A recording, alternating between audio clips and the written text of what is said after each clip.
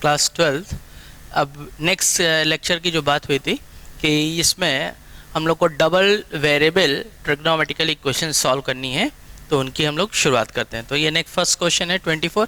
Double variable equations जो हैं, जो भी नॉर्मल जिस तरीके की इक्वेशन मैंने लिखी है बोर्ड पे, इस तरीके की इक्वेशन जो है वो हमारे बोर्ड के एग्ज़ाम के लिए इम्पॉर्टेंट रहती हैं। बाकी कंपटीशन में इस तरीके की इक्वेशन नहीं आती है। कंपटीशन में डबल वेरिएबल इक्वेशन कैसे आती है उसके लिए हम लोग नेक्स्ट क्वेश्चन से शुरुआत करेंगे। तो देखते हैं। तो जब डबल वेरिएबल इक्वेशन आएगी तो इनको सॉल्व करने के लिए कोई न्यू मैकेनिज्म नहीं होगा। नॉर्मल इक्वेशन को ऐड और सब्ट्रैक्ट करके जैसे सॉल्व करते थे वैसे सॉल्व करेंगे। बस ध्यान ये रखना है कि इसमें जो इक्वेशंस हैं उनके टर्म्स जो होने चाहिए वो सेम होने चाहिए। जैसे sine inverse x sine inverse y, तो यहाँ cos inverse x minus cos inverse y, तो हम या तो पूरी इक्वेशन को कॉस इनवर्स में चेंज करें या फिर साइन इनवर्स में। तो हम लोग यहाँ पे इक्वेशन को जो है साइन इनवर्स में चेंज कर दे रहे हैं। तो कॉस इनवर्स एक्स मतलब π/2 minus sine inverse x minus π/2 minus sine inverse y equal to π/3। Bracket open करेंगे, ये कैंसिल हो जाएगा। और sine inverse y minus sine inverse x equal to π/3। ये हम लोग की इक्वेशन सेकंड हो गई। अब इन दोनों इक्वेशन को नॉर्मल हम लोग ऐड या सब्ट्रैक्ट के हेल्प से कैलकुलेट कर सकते हैं। तो नॉर्मली हम इक्वेशन फर्स्ट और सेकंड को ऐड कर दे रहे हैं, और जैसे इक्वेशन हमने ऐड करी तो ये क्या हो जाएगा, 2 sine inverse y equals to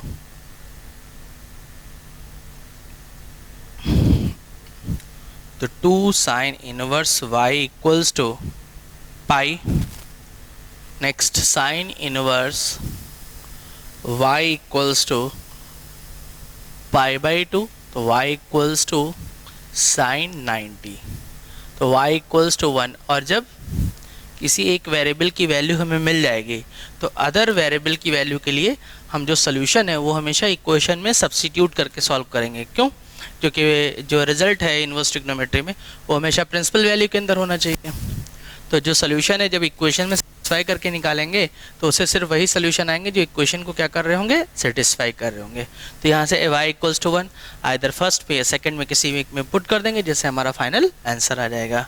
तो फ्रॉम सेकेंड ये y इक्वल्स टू 1 किस में पुट करना है ये अपनी मर्जी है।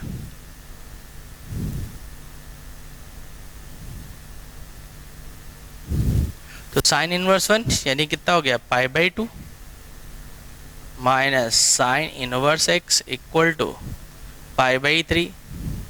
तो sine inverse x equals to π/2 minus π/3।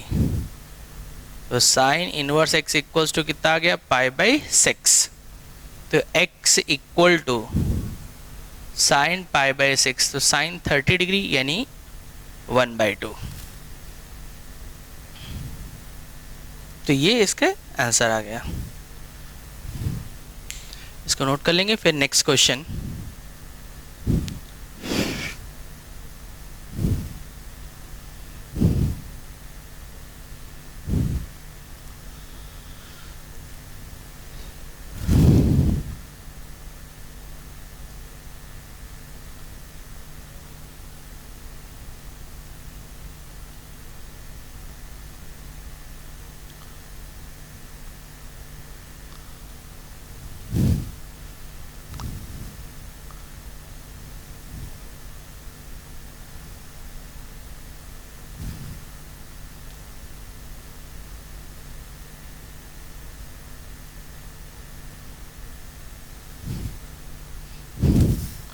तो यहाँ पर हमसे क्या बोला जा रहा है, the number of positive integral solution of the equation. इस क्वेश्चन में तो number of positive integral solution of the equation हम लोग को यहाँ पे कैलकुलेट करना है। अब जैसे देखो हमने शुरुआत से बात बोल रहे हैं कि इक्वेशन में अगर वेरिएबल ज़्यादा हैं और इक्वेशन कम है, या तो भाषा से सॉल्व होगा या फिर एडजस्टमेंट होगा। तो यहाँ पे देख रहे हैं कि डबल वेरिएबल है, एक एक्स है एक वाई है, इक्वेशन एक है, तो कैसे सॉल्व होगा। तो इसीलिए क्वेश्चन में भाषा दी गई है क्या, कि number of positive integral solution. तो इसलिए यहाँ पर सबसे पहले हम लोग क्या करते हैं, ये tan इनवर्स है, ये cos इनवर्स है, ये sin इनवर्स, तो हम पूरी इक्वेशन को एक ही टर्म में रिप्रेजेंट कर लेते हैं। तो हम लोग क्या करते हैं, इसको tan में चेंज कर देंगे, इसको भी tan में चेंज कर देंगे, जिससे होगा क्या कि tan inverse x plus tan inverse y का फार्मूला बन जाएगा, और इधर सिंपली tan इनवर्स, तो ये वैल्यू फिर आगे सॉल्व हो जाएगी, x और y में एक इक्वेशन बन जाएगी।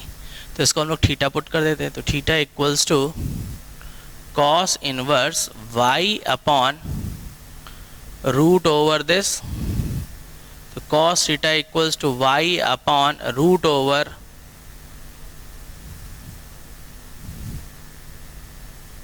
तो ये cos थीटा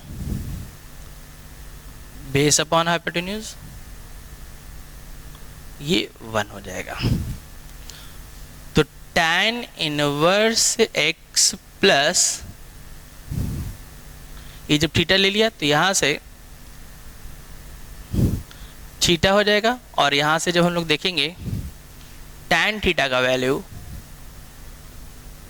1/y, तो theta equals to tan inverse 1/y is equals to, और इसको हम लोग क्या ले लेते हैं फाई, तो फाई इज इक्वल्स टू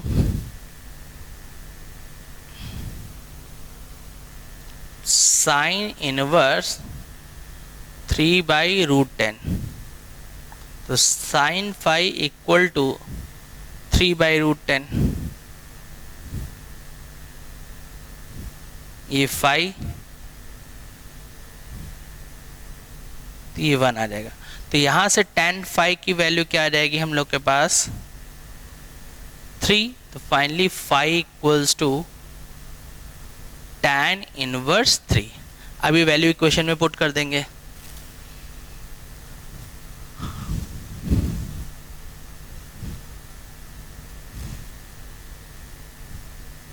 तो therefore tan inverse x plus theta is equals to tan inverse y equal to tan inverse 3। ये थीटा और फाई की वैल्यू यहाँ पे सब्स्टिट्यूट कर दी जाएंगी, और अब ये tan inverse x plus tan inverse y का फार्मूला बन जाएगा। तो tan इनवर्स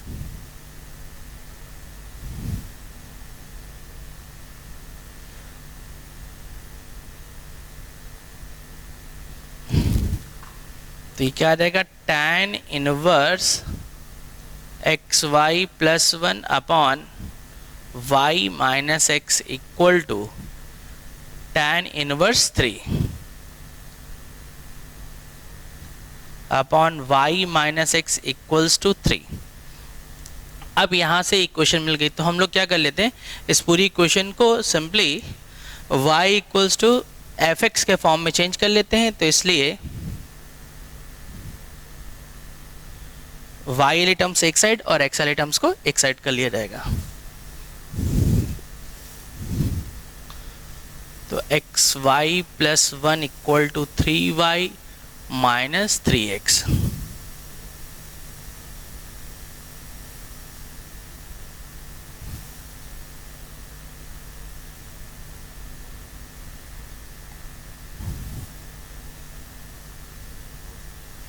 तो y is equals to 3x plus 1 upon 3 minus x। और अब यहाँ से हम लोग x और y की वैल्यू को कैलकुलेट करते हैं। तो यहाँ पे देख रहे हैं कि जो इक्वेशन लिखी हुई है इसमें न्यूमरेटर और डिनोमिनेटर में डिग्री सेम है, तो इसको हम लोग क्या कर सकते हैं, डिवाइड कर सकते हैं। तो डिवाइड कर लीजिए।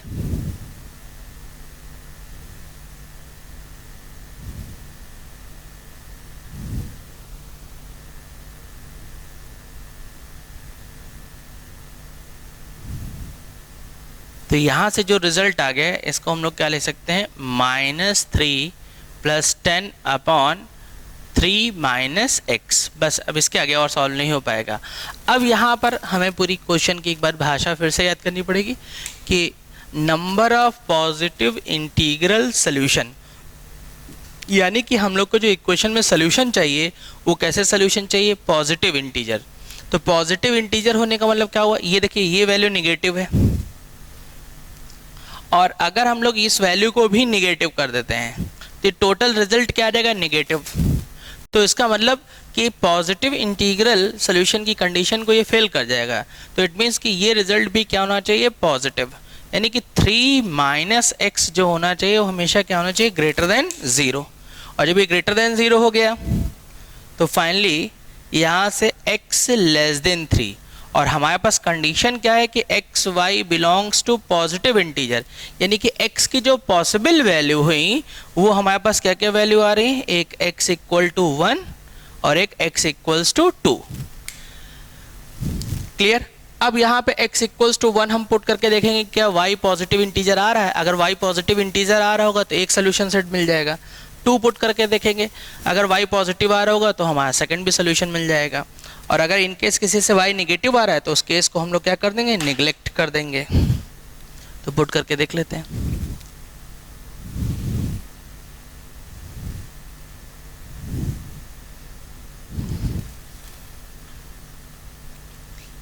तो x इक्वल टू 1, तो y इक्वल्स टू -3 प्लस 10/2 हो जाएगा 5। तो y इक्वल टू 2, यानी कि x और y belongs to positive integer, इस कंडीशन को ये क्या कर रहा है, फॉलो कर रहा है। तो ये एक सोल्यूशन हुआ। और similarly x equals to 2 put कर देंगे तो y इक्वल्स टू कितना आ जाएगा, 7। तो यहाँ से एक सोल्यूशन ये भी रिप्रेजेंट हो रहा है। तो यानी कि हमसे क्वेश्चन में क्या बोला गया था, number of positive integral solution of the equation. तो therefore equation represent 2 positive integral solution, this and this. तो ये जो क्वेश्चन है बेसिकली ये इस तरीके का क्वेश्चन जो है हमारे कंपटीशन आईआईटीज के पेपर के लिए इम्पॉर्टेंट होता है। और ये क्वेश्चन जो है पहले आईआईटी में आया हुआ भी है, एडवांस के में उसमें आ भी चुका है।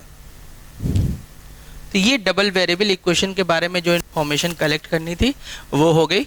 अब यहाँ से कुछ हम आगे और बात करते हैं।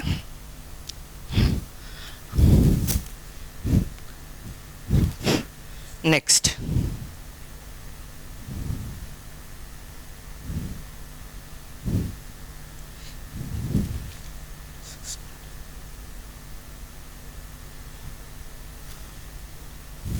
इसको नोट करिए।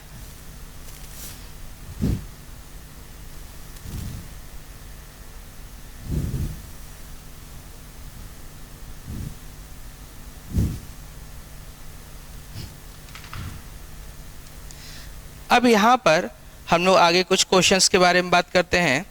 तो ये क्वेश्चन नंबर 26, 27, 28, 29, 30 ये सब क्या है कि इनवर्स ट्रिग्नोमेट्री अगर ग्रेटेस्ट इंटीजर फंक्शन के साथ इन्वॉल्व हो गई है तो कैसे उसको सॉल्व करना है ये जानने के लिए ही ये यहाँ पर क्वेश्चंस हैं। तो देखते हैं कैसे सॉल्व करते हैं। क्वेश्चन 26,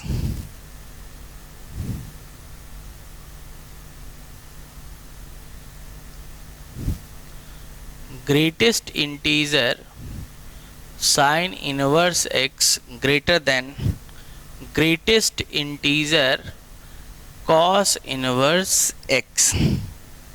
तो यहाँ पे क्वेश्चन में कैसे शुरुआत होगी, सबसे पहले तो हमें यहाँ पर जो फंक्शन हमारे यहाँ रिप्रेजेंट हो रहे हैं इनके इंटरवल को ध्यान करना पड़ेगा। तो यहाँ पे ध्यान करते हैं कि साइन इनवर्स x लिखा है। तो साइन इनवर्स x का जो इंटरवल था वो -π/2 टू +π/2 था।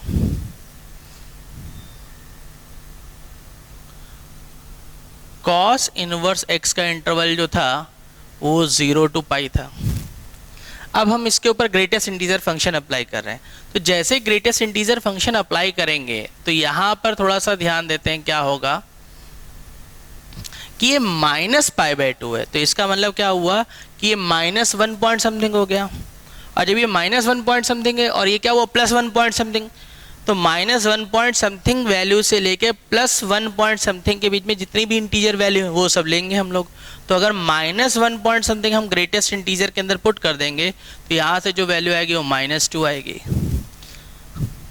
कोई डाउट लग रहा है तो ऐसे देख सकते हैं, देखो -1/2 सॉरी π/2 ये +π/2। तो यहाँ से -1 पॉइंट समथिंग, फिर इसके बाद एक -1 पड़ेगा, फिर 0 पड़ेगा, फिर +1। क्लियर।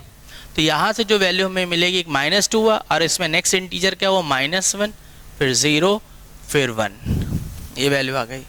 अब कॉस इनवर्स x इसमें देखा जाए तो greatest integer cos inverse x, अब यहाँ जो वैल्यू जा रही है वो किसके बीच में जा रही है, 0 और पाई। तो पाई मीन्स हुआ 3.14, ये 0 है, यहाँ से 0, ये 1, ये 2, ये 3। इस तरीके से ग्रेटेस्ट इंटीजर की वैल्यू हम लोग लिख लिया करेंगे, और लिख लेने के बाद फिर हम लोग यहाँ पे क्या करेंगे कि 1/1 यहाँ पे एक वैल्यू लेंगे और इधर से वैल्यू पुट करेंगे, और देखेंगे कि ऐसी कौन सी वैल्यू है जिसके लिए कंडीशन सेटिस्फाई हो रही है। अब जैसे हमने मान लिया कि यहाँ पे -2 लिया, तो -2 पुट कर दिया यहाँ पर, और -2 पुट करने के बाद अब देखो यहाँ पे ध्यान से कुछ 0 1 2 3 0 1 2 3, क्या किसी के साथ ये कंडीशन ट्रू है? तो हम देख रहे हैं किसी के साथ कंडीशन ट्रू नहीं, तो इसका मतलब -2 इसमें सोल्यूशन रिप्रेजेंट नहीं होगा। फिर सिमिलरली फिर हम नेक्स्ट वैल्यू को लेंगे, -1 लिया, तो -1 के साथ देखें तो -1 के साथ भी अगर कोई नंबर पुट करेंगे तो वैल्यू ट्रू नहीं होगी। 0 के साथ देखें तो 0 के साथ देखेंगे तो 0 सिर्फ 0 के इक्वल होगा, 0 के साथ भी फॉलो नहीं करेगी, तो यानी कि ये भी नहीं होगा, ये भी नहीं होगा, सिर्फ एक ही केस फॉलो करेगा। अगर मैं यहाँ पे 1 पुट कर दूँ, 1 पुट करूँगा तो इधर ये वाली कंडीशन क्या है, 0, तब ये कंडीशन ट्रू होगी, तो यहाँ से ये कंडीशन ट्रू हो जाएगी। यानी कि ग्रेटेस्ट इंटीजर जो होगा वो sine inverse x equals to 1, और इधर greatest integer cos inverse x equals to 0, ये वैल्यू इसको सिर्फ सेटिस्फाई करेगी।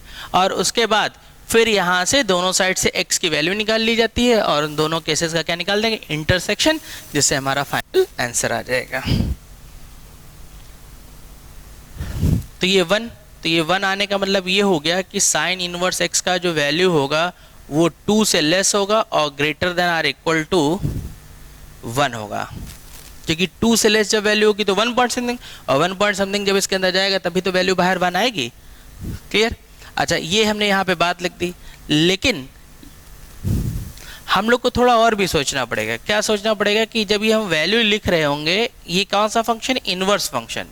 अगर नॉर्मल अलजेब्रा होती तो हमें ये सोचने की ज़रूरत नहीं पड़ती, लेकिन इनवर्स फंक्शन है, और इनवर्स फंक्शन में पहले से ही बताया गया है कि जो भी वर्कआउट होगा वो प्रिंसिपल वैल्यू के अंदर होगा। तो हमें ये ध्यान है कि भाई साइन इनवर्स x का जो वैल्यू होगा वो -π/2 से +π/2 के बीच में ही होगा। और यहाँ पे देख रहे हैं कि जो हमारा रिजल्ट आया है वो कहाँ से है, 1 से लेके 2 तक। तो इसका मीनिंग ये हुआ कि हमें ये पहले वैल्यू प्रिंसिपल वैल्यू के अंदर लानी पड़ेगी। तो प्रिंसिपल वैल्यू का जो रीजन है वो सिर्फ और सिर्फ यही रीजन है, यानी कि साइन इनवर्स x जो होगा वो सिर्फ और सिर्फ 1 से π/2 के बीच में लाई करेगा। 1 sine inverse x less than are equal to π/2। अब हमारी बात हुई थी कि x की वैल्यू निकाल लेते हैं, तो यहाँ पर हम लोग x की वैल्यू निकालने के लिए हमें ध्यान करना पड़ेगा कि इनइक्वालिटी है, तो साइन इनवर्स x कैसा ग्राफ था, इंक्रीजिंग, इसलिए जब इस पे इनइक्वालिटी अप्लाई करेंगे तो इनइक्वालिटी में कोई भी इफेक्ट नहीं पड़ेगा, और साइन 90 डिग्री की वैल्यू क्या हो जाएगी, 1, तो साइन 1 दिस, ये आ गया। तो ये साइन वाली बात हम लोग की कैलकुलेट हो गई। अब बात करते हैं कॉस के, तो greatest integer cos inverse x equal to 0, और greatest integer cos inverse x equal to 0 लिखा हुआ है, तो ये तभी पॉसिबल होगा जब कॉस इनवर्स x की वैल्यू 1 से लेस होगी। तो cos inverse x less than 1 greater than are equal to 0। लेकिन जैसे ही इनवर्स वाले फंक्शन की वैल्यू लिखी जाएगी तो तुरंत हमें ध्यान करना पड़ेगा क्या ये प्रिंसिपल वैल्यू के अंदर है। तो हमें ध्यान है, यहाँ पे डायरेक्ट देख लेते हैं कि ये कॉस इनवर्स x की वैल्यू 0 और पाई के बीच में है, तो 0 और पाई के बीच में 0 और 1 पड़ेगा ही पड़ेगा, क्योंकि पाई मीन्स 3.14। तो इसका मतलब यहाँ पे हमें कुछ और करने की ज़रूरत नहीं है, ये वैल्यू बिल्कुल करेक्ट है। तो नेक्स्ट स्टेप में फिर ये क्या आ जाएगा, कॉस 0 लेस देन कॉस 1, कोई प्रॉब्लम। तो यहाँ पे तुम ध्यान रखो कि ये हमने गलत लिखा है। क्यों गलत लिखा है, मैं बार बार भाषा में बोल रहा हूँ कि हम जब इनइक्वलिटी ट्रांसफ़र करेंगे तो हमें ये शुरुआती ग्राफ में जो बताया गया था कि कौन सा ग्राफ इंक्रीजिंग है कौन सा ग्राफ डिक्रीजिंग है वो ध्यान रखना पड़ेगा। साइन इनवर्स है इंक्रीजिंग, तो इसलिए इनइक्वलिटी में कोई इफेक्ट नहीं पड़ा था, लेकिन कॉस इनवर्स एक्स तो डिक्रीजिंग था, तो इसलिए इनइक्वलिटी में इसमें इफेक्ट आ जाएगा। इनइक्वलिटी क्या हो जाएंगे, रिवर्स हो जाएंगे, तो ये cos 1 हो जाएगा और less than or equals to cos 0। तो फाइनल जो रिजल्ट आ गया वही आ गया, cos 0 का वैल्यू 1। और फिर हमने बात बोली कि दोनों साइड की वैल्यू निकालने के बाद फिर हम दोनों केसेस का क्या निकाल देंगे, इंटरसेक्शन। तो इंटरसेक्शन निकाल लेते हैं।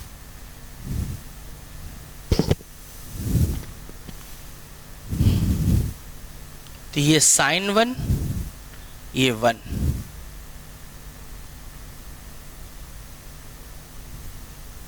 नेक्स्ट ये 1। अब मुझे एक प्रॉब्लम है, मुझे प्रॉब्लम ये है कि मुझे ये नहीं समझ में आ रहा है कि cos 1 जो होगा sin 1 के लेफ्ट में होगा कि राइट में। कुछ मुझे आप लोग बताइए सोच के, फिर मैं बताऊँ जल्दी। कौन ग्रेटर है, sin 1 कि cos 1?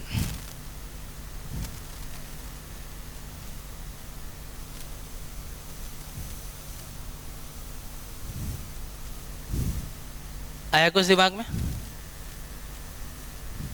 देखिए अगर नहीं आ रहा है तो इसको ऐसे देख सकते हैं हम लोग, ग्राफ की हेल्प से। ग्राफ से जो है कैलकुलेशन आसान हो जाएगी, हालांकि डायरेक्ट भी सोच सकते हैं, ऐसा कुछ नहीं इसमें। देखिए हमें sin 1 चाहिए, तो मैंने क्या किया, ये sin x का ग्राफ प्लॉट कर दिया। ये y इक्वल्स टू क्या हो गया, sin x। ज़्यादा इसलिए नहीं बना रहे क्योंकि ये तो 90 का पॉइंट हो जाएगा। अब मुझे यहाँ पे 1 की वैल्यू चाहिए, तो 1 यहाँ कहीं 1 पड़ेगा, यानी कि ये जो पॉइंट हो गया ये sin 1 आ गया। अब मैं यहाँ पर cos x का ग्राफ प्लॉट कर लेता हूँ, ये तो 1 होगा, sin 90 की वैल्यू 1। तो जब cos x का ग्राफ प्लॉट किया हम लोगों ने, तो cos 0 का वैल्यू 1 होता है और उसके बाद ये ग्राफ ऐसे आ जाएगा। जहाँ इंटरसेक्शन होगा वो पॉइंट π/4 का होगा। और अब यहाँ पे देखें कि हमें cos 1 चाहिए, तो 1 जब 1 है तो cos 1 की वैल्यू इसके करस्पॉन्डिंग क्या आ जाएगी, ये cos 1। तो यहाँ पे देख रहे कि sin 1, अब ये y एक्सिस ऊपर तो पॉजिटिव है ना, तो sin 1 ग्रेटर होगा कंपेयर टू क्या, cos 1, तो इसलिए cos 1 यहाँ कहीं हो गया। और अब जब दोनों केस का हम लोगों ने इंटरसेक्शन देखा तो फाइनली ये हमारे पास रिजल्ट आ जाएगा। तो ये x का जो वैल्यू आ गया वो कहाँ से कहाँ तक आ गया, sin 1 to 1। तो कोई भी ग्रेटेस्ट इंटीजर वाला क्वेश्चन होगा तो इस तरीके की जब इनइक्वालिटी दी गई है तो उनका प्रोसेस यही होगा कि हम लेफ्ट हैंड साइड की इंटीजर वैल्यू को कैलकुलेट करें, राइट हैंड साइड इंटीजर की वैल्यू को कैलकुलेट करें, और उसके बाद देखें कि कब कंडीशन ट्रू है। जब कंडीशन ट्रू है उस केस में x की वैल्यू निकाल लें दोनों साइड से, और निकालने के बाद उन दोनों केसेस का क्या निकाल दें, इंटरसेक्शन। इंटरसेक्शन निकालने से जो वैल्यू आएगी वही उसका फाइनल आंसर हो जाएगा। क्लियर? तो ये इस तरीके से कैलकुलेट किया जाएगा। नेक्स्ट, अब आप सब लोग क्वेश्चन नंबर 27 ट्राई करिएगा। इसके आगे सेम इसी पैटर्न से प्रैक्टिस के लिए है, 27 ट्राई करेंगे। अब हम एक क्वेश्चन और बता रहे हैं, 28।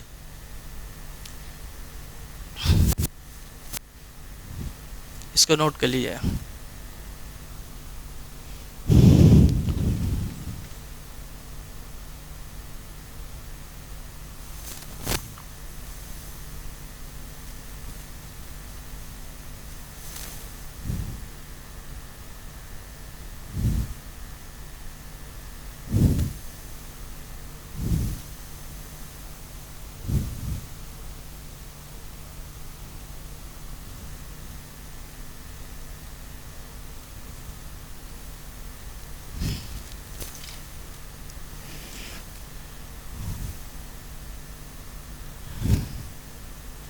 Root over 1 plus cos 2x equal to √2 sine inverse sine x, और इंटरवल दे दिया गया है ये। हमें यहाँ क्वेश्चन में क्या करना है, the number of real solution of the equation, the number of real solution of the equation, ये कैलकुलेट करना है। तो देखते हैं,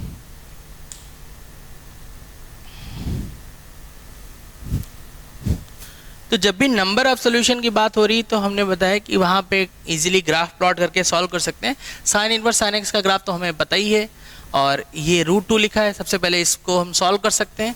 कॉस के साथ जब 1 है तो शुरुआत से ही बात हो रही है कि सबसे पहले 1 को क्या करना है, रिमूव करना है। तो 2 cos square x minus 1 √2 sine inverse sine x, यहाँ से क्या आ जाएगा, √2 cos एक्स। कोई प्रॉब्लम? तो जब हम सोच रहे हैं कि हमें कोई प्रॉब्लम नहीं है तो हम ध्यान रखेंगे हमें भी प्रॉब्लम है। क्या प्रॉब्लम है? प्रॉब्लम ये है कि जब भी वेरिएबल रूट के अंदर स्क्वायर होगा तो उसमें मॉड लगाना कंपलसरी है। अगर हमने मॉड नहीं लगाया तो समझ लीजिए कि क्वेश्चन ऑलमोस्ट हमारा गलत ही उसका आंसर आएगा। किस्मत अच्छी है तो भले सही आ जाए, अदरवाइज नहीं आएगा। तो यहाँ से मॉड लगाया, अब ये कैंसिल हो गया। और अब जब नंबर ऑफ सोल्यूशन की बात हो रही है तो यहाँ पे हम लोग क्या करेंगे कि हमने बात बताई कि नंबर ऑफ सोल्यूशन निकालने के लिए हम दोनों साइड से ग्राफ को प्लॉट कर देंगे, और वो ग्राफ जितनी जगह कट कर रहा होगा उसके उतने ही सोल्यूशन हो जाएंगे। तो लेफ्ट हैंड साइड को अलग y के इक्वल ले लेंगे और राइट हैंड साइड की वैल्यू को अलग y के इक्वल ले लेंगे, और अब प्लॉट कर देंगे। दोनों ग्राफ हमें बिल्कुल याद है, मेमोराइज है। तो साइन इनवर्स साइन एक्स का ग्राफ ऑलरेडी हम लोग को नोन है, लेकिन हमें ग्राफ सिर्फ कितना प्लॉट करना है, इस इंटरवल में।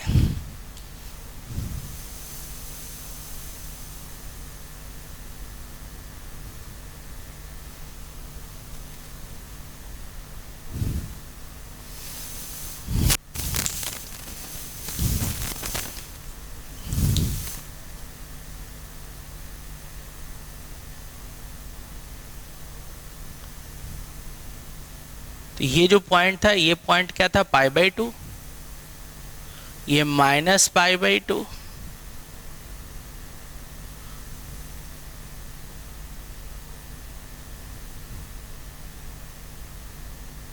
ये पाई था,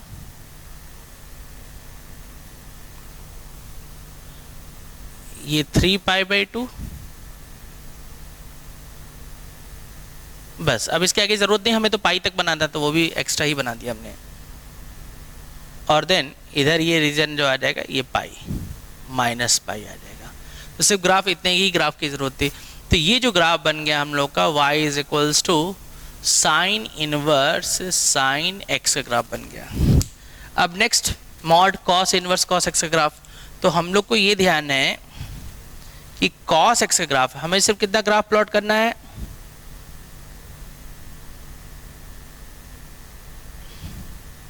ये 0 होता है, ये पाई, ये -π, ये -π/2, ये 0.1 था।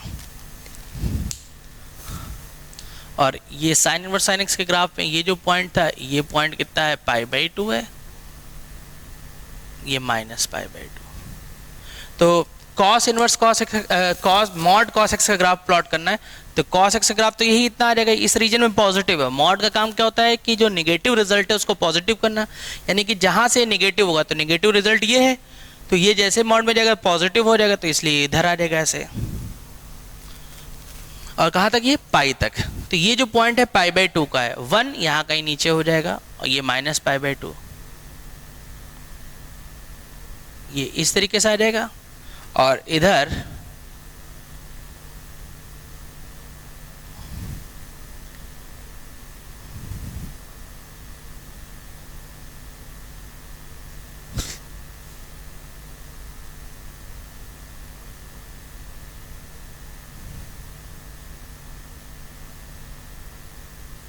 तो अब यहाँ पे देख रहे हैं कि ये जो ग्राफ है इसका अगर इंटरसेक्शन देखा जाए तो यहाँ पे इंटरसेक्शन वाला पॉइंट एक सिर्फ ये है और एक ये है। तो यानी कि फाइनली जो नंबर ऑफ सोल्यूशन हम लोग को मिल रहे हैं वो कितने मिल रहे हैं, 2 मिल रहे हैं। तो number of solution equals to 2। तो ये था, हमने मॉड के साथ इसके डीलिंग के बारे में बात करी। अब आपका काम ये है कि क्वेश्चन नंबर 29 और 30 इनको सॉल्व करेंगे। तो फाइनली आज जो मैं क्वेश्चन दे रहा हूँ वो है क्वेश्चन एक 27, 29, 30। क्लियर? तो इनको जो है आप सॉल्व करिएगा। कोई डाउट लग रहा है तो वो ग्रुप में आप एक बार सेंड करिएगा, जो भी डाउट है हम इसको सॉल्व कर देंगे। और इन नेक्स्ट क्लास में हम इन क्वेश्चन को भी डिस्कस करेंगे तो जो डाउट वाले हैं। अब इसके बाद इनवर्स ट्रिग्नोमेट्री का हमारा लास्ट पॉइंट, इसके बाद इनवर्स ट्रिग्नोमेट्री के चैप्टर हम लोग का कंप्लीट हो जाएगा। ये नोट कर लीजिए।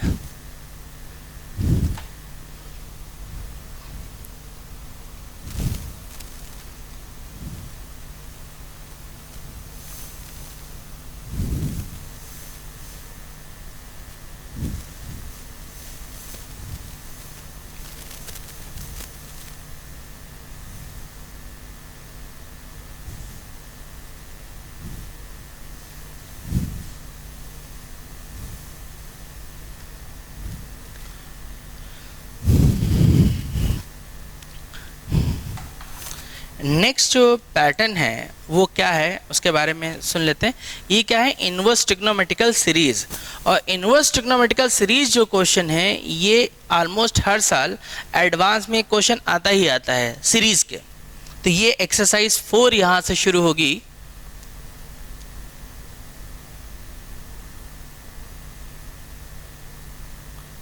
ये लास्ट एक्सरसाइज। अभी तक जो हम लोग कर रहे थे वो तो एक्सरसाइज 3 के क्वेश्चन थे। ये एक्सरसाइज 3।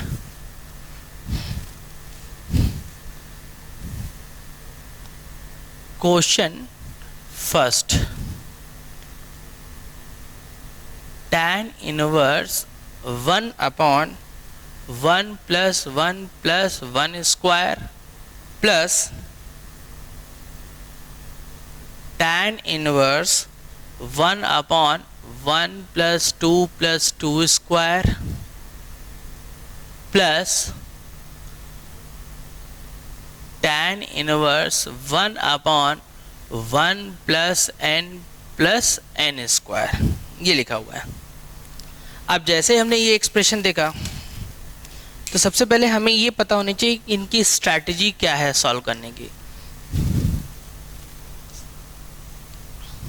ये बहुत ही इंपॉर्टेंट क्वेश्चन होते हैं। अभी ये जो है एडवांस के लिए तो फिक्स यही है कि ये आना ही आना, सॉरी, लेकिन मेंस में कैसे ये वर्कआउट करते हैं, कभी एक दो बार ये आ भी चुके हैं। सिंपल सीरीज जो है वो आ भी चुकी हैं, एक बार एक सीरीज आई ही हुई। तो देखो सबसे पहले हमें क्या करना पड़ता है कि जैसे जो सीरीज मिलेगी हम हमेशा उसके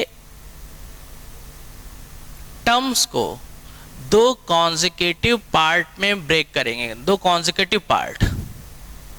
अब वो कॉन्जिक्यूटिव पार्ट कैसे ब्रेक होगा ये हम लोग जानते हैं।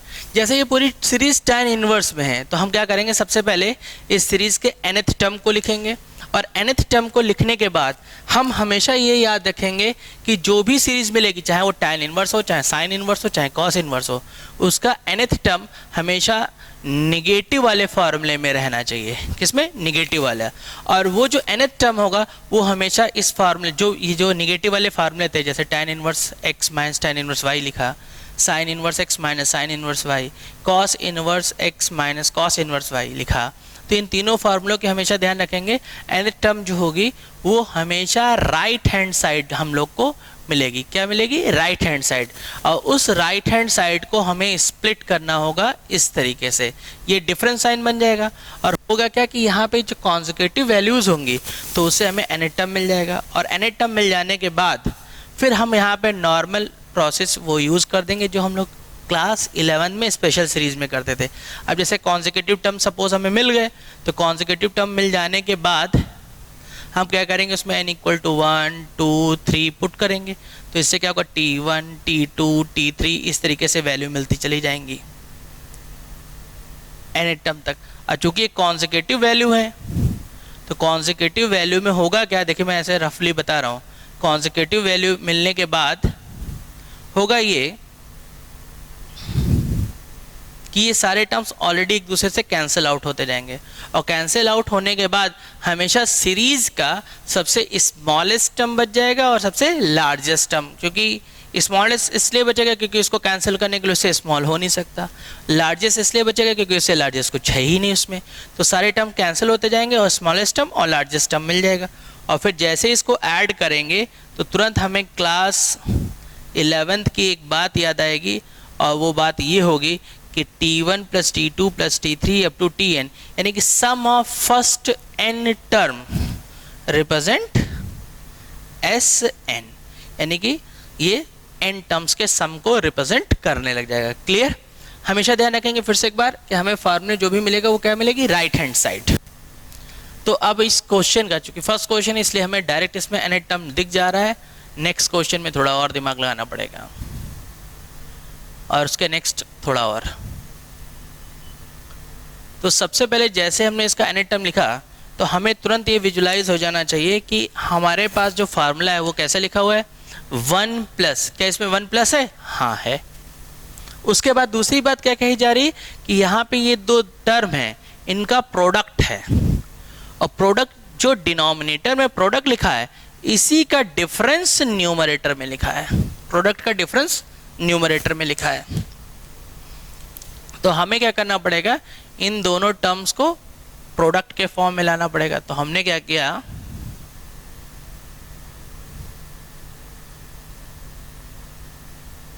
इसको इस फॉर्मेट में लिख दिया, और अब इन दोनों का डिफरेंस ऊपर लिखना है। लेकिन हमें डिफरेंस लिखते समय ये ध्यान रखना है कि न्यूमरेटर के एक्सप्रेशन में कोई चेंज नहीं होना चाहिए। तो इसको देखते हैं, तो Tn equals to tan inverse n plus 1 minus n upon 1 plus n into n plus 1। अब यहाँ पे देखो ये n plus 1 minus n cancel कर देंगे तो 1 बचेगा, यानी कि ओरिजिनल न्यूमरेटर में कोई चेंज नहीं है। और जैसे इसको देखा तो ये स्टैंडर्ड फार्मूले में चेंज हो गया, और जब ये स्टैंडर्ड फार्मूले में चेंज हो गया तो Tn equals to tan inverse n plus 1 minus tan inverse n, ये रिजल्ट आ गया। और हमें सीरीज में n टर्म्स के सम के बारे में बात हो रही है, तो हम इसमें जो है पुट करना शुरू कर देंगे, put n equal to 1 2 3 up to n।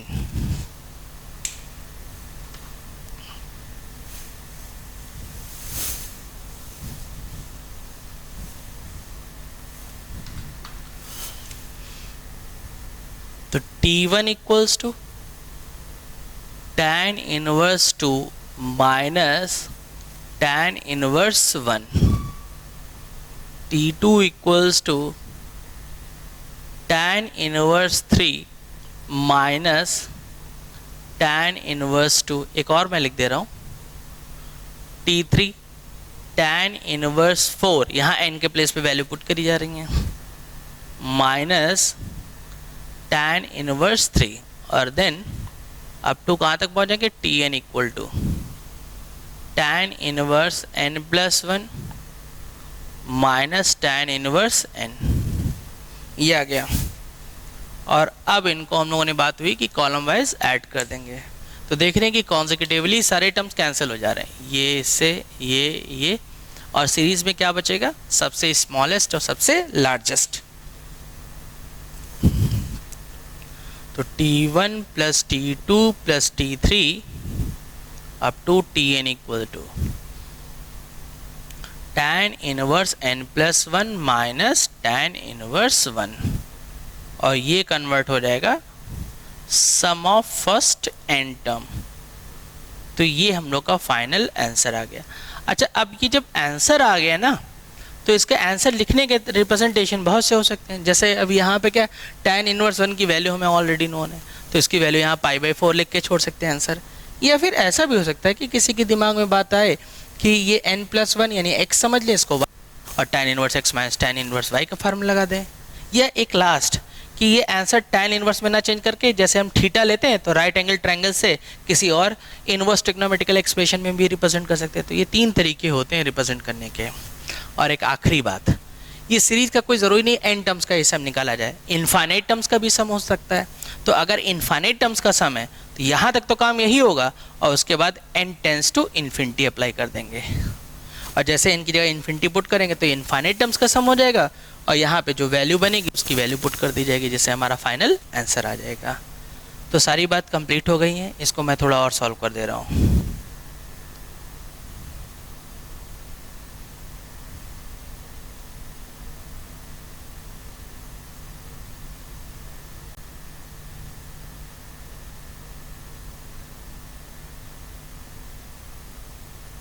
ये हो गया इसका फाइनल आंसर।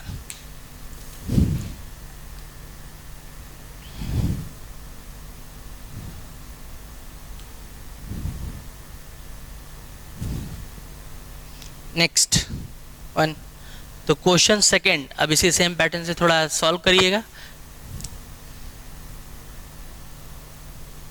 मैं और आगे सीरीज के क्वेश्चन के बारे में बात करता हूँ।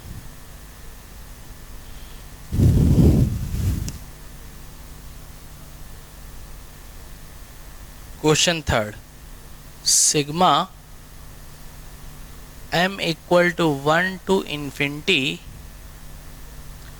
tan इनवर्स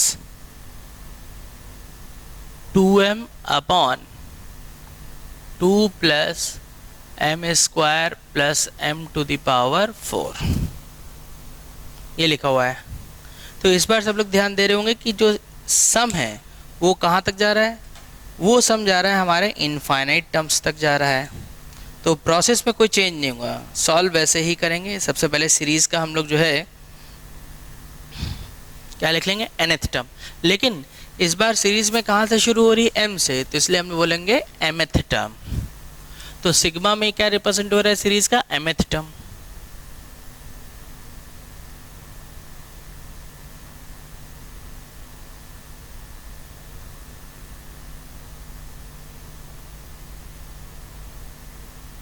अब फिर बात हुई थी कि इसको स्प्लिट करना हो कैसे, 1 प्लस और 2 प्रोडक्ट में लिखे होने चाहिए। तो सबसे पहले हमें ध्यान करना पड़ेगा कि क्या ये प्रोडक्ट में कैसे लाया जाएगा।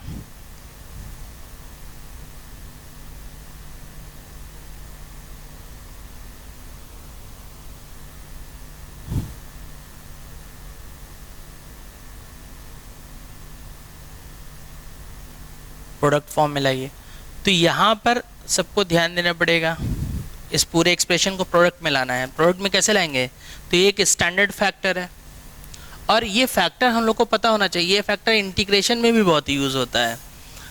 m to the power 4 plus m square plus 1, factor याद है ना, नहीं याद है तो ये ऐसे होता था ना। इसको अगर हम लोग लिखना चाहें तो ये लिख सकते हैं, कोई प्रॉब्लम इसमें। और अब ये जो वैल्यू है ये क्या हो जाएगी, m square plus 1 whole of square minus m square, m square add कर दिया, उसको सब्ट्रैक्ट कर दिया। अब ये a square minus b square का फार्मूला बन जाएगा, ये आ गया। तो ये mth टर्म की वैल्यू क्या आ गई, tan inverse 2m upon 1 plus m square m plus 1 m square minus m plus 1। और अब इनका डिफरेंस जो होना चाहिए वो वही होना चाहिए जो न्यूमरेटर में लिखा है। तो सब लोग ध्यान दे लो, तो Tm equal to tan inverse m square plus m plus 1 minus m square minus m plus 1 upon 1 plus m square plus m plus 1।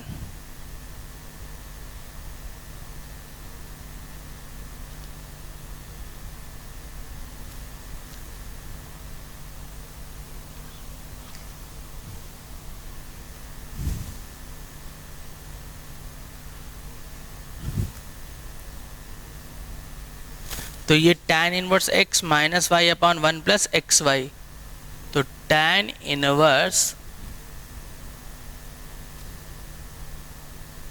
m square plus m plus 1 minus tan inverse m square minus m plus 1। फिर यहाँ पर m का value 1 से लेकर infinity तक है, तो m equal to 1 2 3 हमने कहा ना n तक पुट कर देंगे और उसके लास्ट में n के प्लेस में क्या डाल देंगे, इन्फिनिटी। तो t1 तो ये 3 हो जाएगा माइनस tan इनवर्स 1 2, ज़्यादा वैल्यू पुट करने की ज़रूरत नहीं है, tan इनवर्स 2 ये 7 माइनस tan इनवर्स 3, और इस तरीके से ये वैल्यू चलते हुए tan इनवर्स n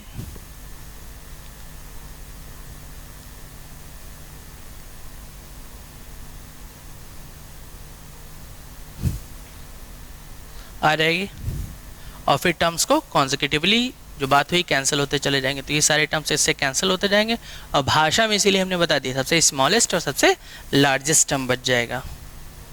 तो t1 plus t2 up to tn equal to tan inverse n square plus n plus 1 minus tan inverse 1, और अब ये क्या Sn में रिप्रेजेंट हो जाए, चेंज हो जाएगा, तो Sn इक्वल टू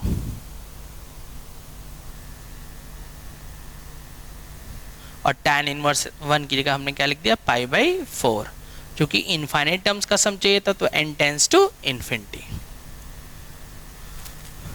और जैसे n के प्लेस पे इन्फिनिटी पुट करेंगे तो S infinity equal to tan inverse infinity minus pi by 4, और tan इनवर्स इन्फिनिटी की वैल्यू क्या आ जाएगी, pi by 2।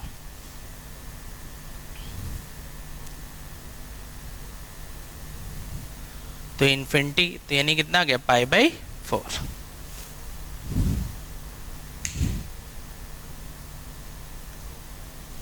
Question number 4, sigma r equal to 1 to n tan inverse 2 to the power r minus 1 upon 1 plus 2 to the power r minus 1।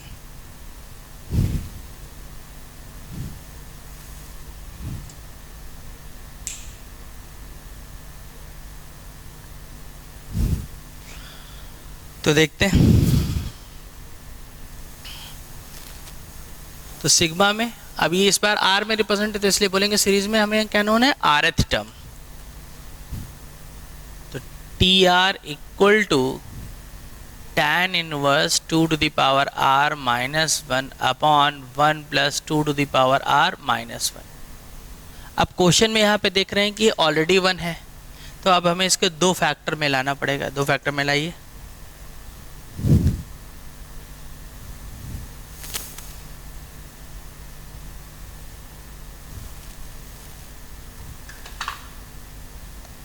तो इस पूरे expression को अगर हम लोग लिखना चाहें तो tan inverse 1 plus 2 to the power r into 2 to the power r minus 1, ये हो गया, और 2 to the power r minus 1, तो इसको अगर लिखना चाहे तो हम लोग ऐसा लिख सकते हैं।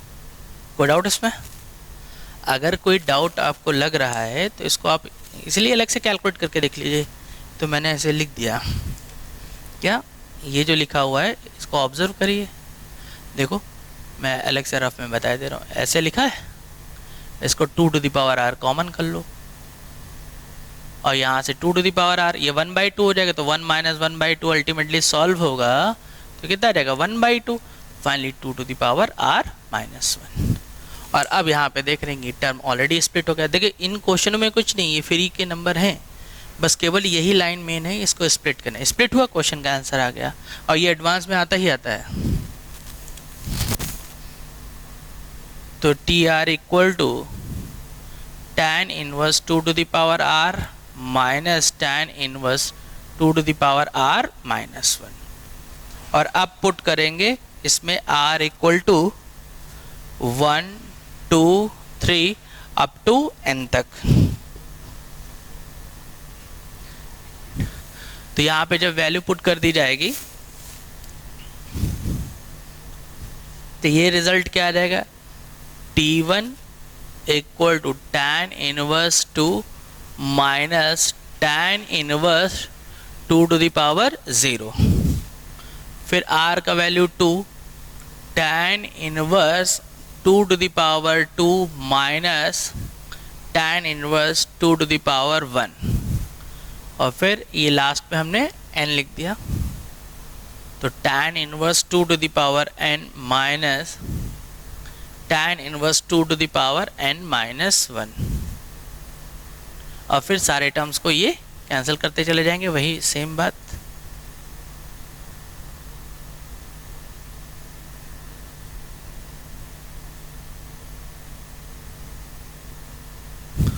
अभी आगे सिंप्लीफाई तो होगा नहीं, इसलिए केवल tan इनवर्स 1 की वैल्यू हम लोग पुट कर दे रहे हैं। सिंप्लीफाई मतलब ये आपस में एक साथ अगर कनेक्ट भी हो जाएंगे तो क्या लिखोगे, कुछ भी नहीं लिखोगे, वही लिखा रहेगा, इसलिए मैं इसको ऐसे ही छोड़ दे रहा हूँ।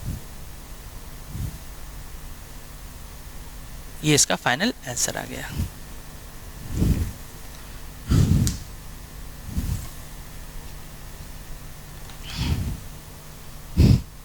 इसको नोट करिए, एक सीरीज पे क्वेश्चन और बताते हैं, उसके बाद फिर आगे बढ़ते हैं।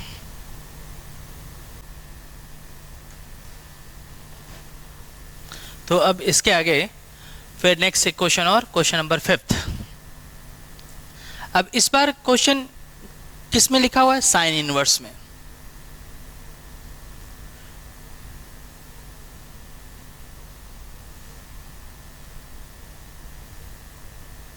तो सबसे पहले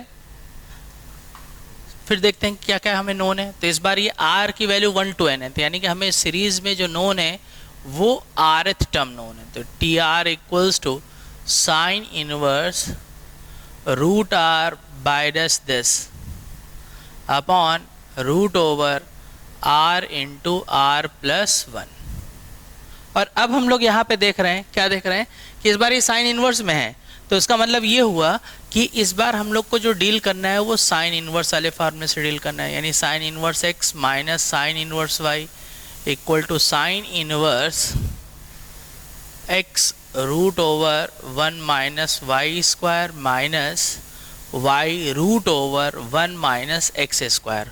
और हमने ये बात बोली कि जब भी सीरीज मिलेगी तो हमें डिफरेंस वाले फार्मूले का ही यूज़ करना है, और हमें ध्यान रखनी है कि हमें फार्मूले की राइट हैंड साइड यानी जो कंबाइंड क्लब करके लिख दिया गया उसी फॉर्मेट में हमें मिलेगा। तो यानी सबसे पहले यहाँ माइनस साइन है और दो डिफरेंट पार्ट हैं, तो हमें भी यहाँ पे दो डिफरेंट पार्ट में इसको ब्रेक करना पड़ेगा।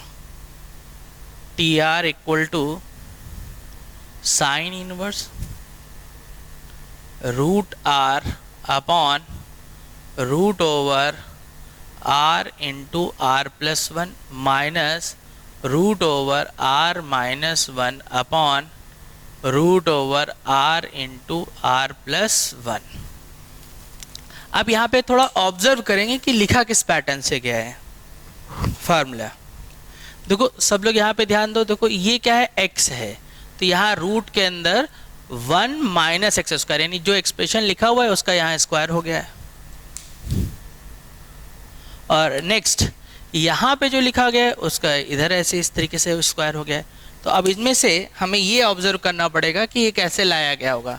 देखो 1 माइनस एक्स स्क्वायर कैसे आ सकता है, तो 1 माइनस एक्स स्क्वायर ऐसे आ सकता है कि अगर खाली इस r से r डिवाइड होगा तो 1 आएगा, इसकी तरफ मत ध्यान दो, और ये r इधर आ गया तो 1 बाई आर। क्लियर?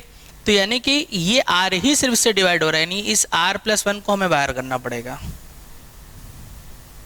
तो sine inverse root over r upon, अब चूंकि इसको ब्रेक करना है तो इधर भी ब्रेक कर लेते हैं हम लोग, minus 1 upon root over r plus 1 into root r minus 1 upon root r। ये आ गया। अब इनको हम लोग एक साथ कंबाइन कर लेंगे, और यहाँ पे हमने भी दिखाया था कि ये जो एक्सप्रेशन लिखा है इसका स्क्वायर यहाँ पे, तो यानी कि ये वाला जो एक्सप्रेशन है ये इसके साथ आ जाएगा, इस पूरे पार्ट के साथ क्लब कर दिया जाएगा एक साथ। देखो कैसे, sine inverse 1 upon root r into root over r upon r plus 1 minus 1 upon root over r plus 1 into r minus 1 upon r, ये हो गया। और अब यहाँ भी हमें 1 माइनस वाले फॉर्म में लाना है, तो क्या कर लेते हैं कि इसमें +1 कर देंगे और -1 कर देंगे। तो ये जो डाटा आ जाएगा हम लोग के पास, ये क्या आ जाएगा, sine inverse 1/√r into root over 1 minus 1 upon r plus 1 minus 1 upon root r plus 1 1 minus 1/r, ये आ जाएगा।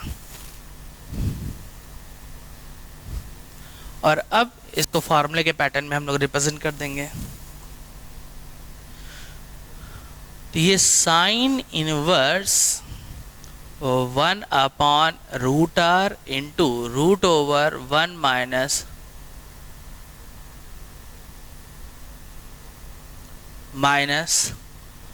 1 अपॉन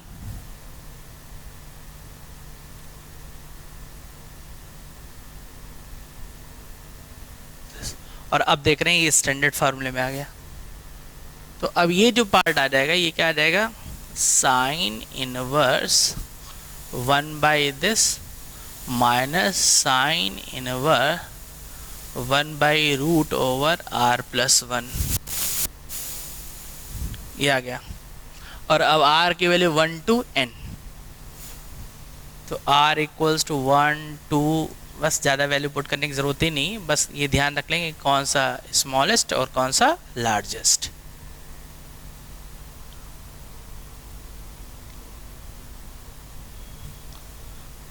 टू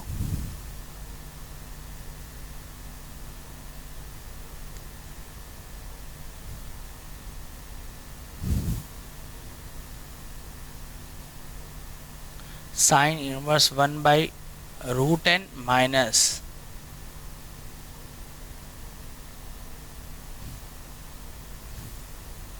अपॉन, तो ये इससे कैंसिल आउट होते चले जाएगा। तो हमारे पास फाइनली बचेगा क्या, t1 plus t2 plus tn equal to sine inverse 1 minus sine inverse 1 upon root n plus 1। और अब ये जो रिजल्ट आएगा, ये किसको रिप्रेजेंट करेगा, Sn को। तो हमारे पास जो रिजल्ट आ गया वो Sn हो गया। और ये जो वैल्यू है साइन इनवर्स 1, इसको हम लोग को पता है, क्या लिख सकते हैं, π/2। तो फाइनली ये π/2 minus sine inverse 1 upon root n plus 1।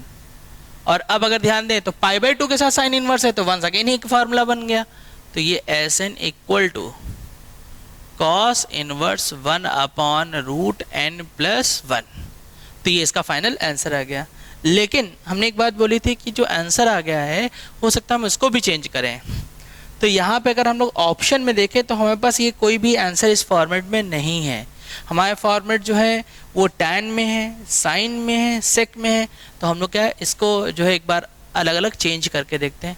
तो सबसे पहले हमने थीटा दे लिया, तो हम ए ऑप्शन से चेक करते हैं। तो थीटा इक्वल्स टू ये क्या हो गया, cos inverse 1 upon root n plus 1। तो ये cos theta equals to this. और अब राइट एंगल ट्रायंगल डेवलप करके हम लोग वैल्यू निकाल देंगे। तो यहाँ से परपेंडिकुलर कितना आ जाएगा, रूट n। तो फाइनली अगर हम लोग देखें तो tan थीटा का वैल्यू कितना आ गया, रूट n। तो फाइनली ये थीटा इक्वल्स टू क्या आ जाएगा, tan इनवर्स रूट n। तो Sn equal to tan inverse root n, ये इसका आंसर आ जाएगा, ये ऑप्शन। तो ये क्वेश्चन हमने लिया क्यों था, क्योंकि इसमें हम सीरीज़ के बारे में मैकेनिज्म तो पूरा क्लियर हो गया। तो मैंने इसलिए ले लिया था कि जैसे ये साइन इनवर्स के साथ अगर आगे तो कैसे सोचना है, डिफरेंट फार्मूलों के साथ एक आइडिया देने के लिए ही मैंने किया। लेकिन हमें ये भी बात ध्यान रखनी है कि कोई ज़रूरी नहीं कि हम अलग अलग फार्मूले से ही अप्रोच करें। हम नॉर्मली चाहते तो इस पूरे क्वेश्चन को tan इनवर्स वाले फार्मूले से ही कर सकते थे। कैसे कर सकते थे, पहले इसको नोट कर लिए, फिर हम इसका सेकंड मेथड बताते हैं।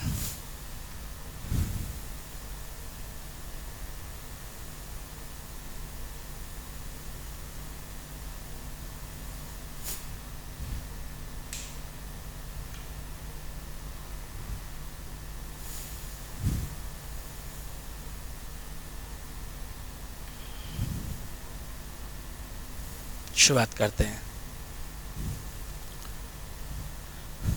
तो हम यहाँ पे क्या करते हैं कि हम लोग मान लेते हैं कि भाई हमें साइन इनवर्स के साथ सॉल्व करना ही नहीं आता है, हमें सिर्फ टैन इनवर्स के साथ सॉल्व करना आता है। तो मैंने क्या किया, ये थीटा इक्वल्स टू ये sorry T N equal to ये साइन इनवर्स, तो ये ऐसे ही लिखा रहा।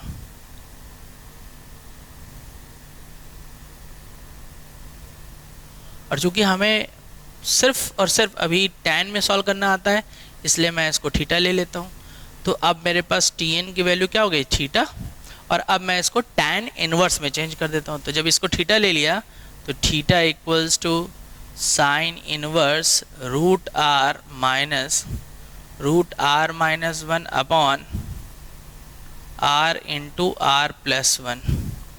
तो sine theta equals to root are बाइडस root over are minus 1 upon root over are into are plus 1। और अब राइट एंगल ट्रायंगल से वैल्यू कैलकुलेट करते हैं।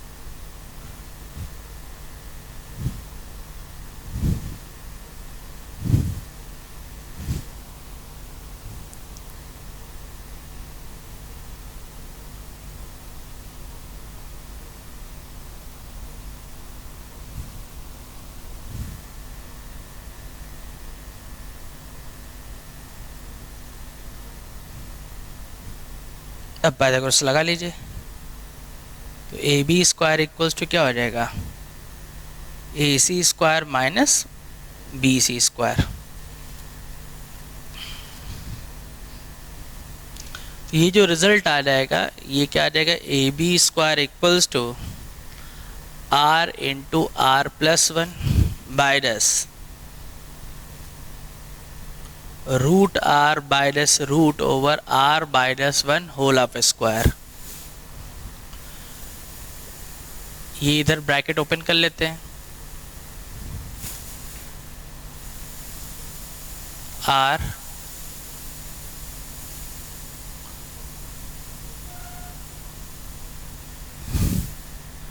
तो ये A B square is equals to R square plus R minus, यहाँ से bracket open कर लेंगे तो 2r plus 1 plus 2 root R into root are बाइडस 1। तो ये जो रिजल्ट आ गया, A B square is equals to R square बाइडस R plus 1 plus 2 root R into root over are minus 1। अब कुछ दिख रहा है, ध्यान से सोचो पहले आप, क्या कोई फार्मूला जैसा दिख रहा है, दिख रहा है कि नहीं दिख रहा है, देखा ये देखो, A B square is equals to R common कर ले तो ये आर माइनस 1 हो जाएगा कि नहीं, और ये दिस अब ऑब्जर्व हुआ, अभी नहीं, ये देखो, अब इसको हम लोग ऐसा लिख सकते हैं ना,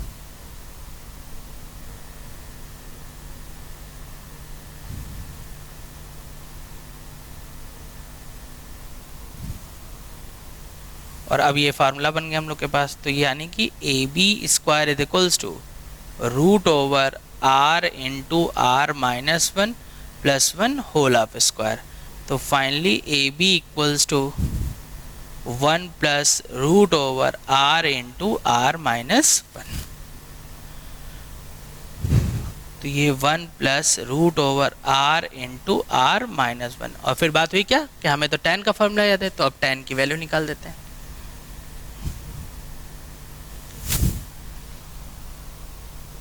तो tan theta equals to root are बाइडस root over are minus 1 upon 1 plus root over are into R minus 1।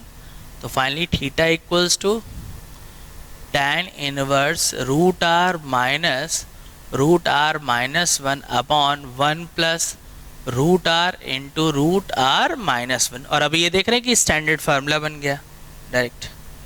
तो यहाँ से theta equals to tan inverse root are minus tan inverse root are minus 1। और अब theta यहाँ से क्या आ जाएगा, tn। तो ये tn equal to tan inverse root are बाइडस tan inverse root r minus 1 और फिर r की वैल्यू वैसे ही पुट कर देंगे, सॉरी इसको r कर लिए, r टर्म है ना तो r, तो यहाँ से फिर r की वैल्यू पुट कर देंगे, तो r equal to 1 2 3 up to कहाँ तक n तक, तो ये t1 ये 1 आ जाएगा, ये tan इनवर्स ये 0, ये t2 tan inverse root 2 minus tan inverse 1 और ऐसे करते करते tn, तो tan inverse root n minus tan inverse root n minus 1, और जब सारे टर्म्स को हम लोग देखेंगे तो ये कॉन्सिक्यूटिवली कैंसिल आउट हो जाएंगे, और tan इनवर्स यहाँ से क्या बचेगा 0, जो कि वैल्यू क्या है, tan इनवर्स 0 का वैल्यू 0 ही हो जाएगा।